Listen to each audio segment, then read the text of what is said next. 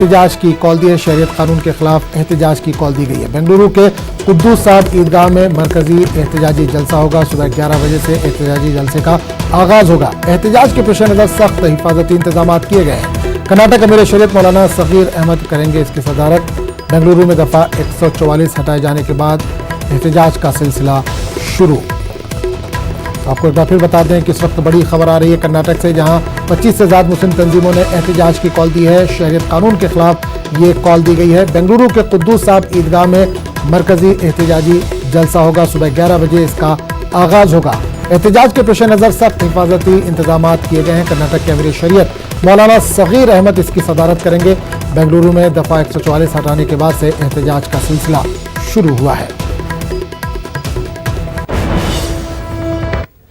वहीं दूसरी जानिब टीएमसी ने भी शरीयत कानून के खिलाफ मीटिंग बुलाई है। एनआरसी और शरीयत कानून के खिलाफ आज मगरबी बंगाल के तमाम सब डिवीजन क्वार्टर्स में पार्टी की मीटिंग है। इस मीटिंग का उन्वान ना एनआरसी और ना शरीयत कानून है।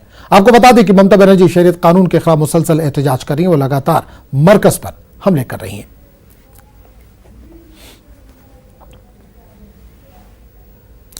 मुल्क के मुख्तलिफ रियासतों की तरह आज चेन्नई में शरीयत कानून के खिलाफ डीएमके के खिलाफ एहतजाजी मुजाहरा किया जाए। डीएमके की जानिब से एहतजाजी मुजाहरा किया जाएगा। डीएमके की भी शरीयत कानून के खिलाफ लगातार एहतजाज कर रही है। पार्टी बरकत से शरीयत कानून को वापस लेने का मुतालबा कर रही है। डीएमके ने साफ कहा है कि यह कानून सेकुलरिज्म मुखालिफ है, इसे फौरी तौर से वापस लिया जाए।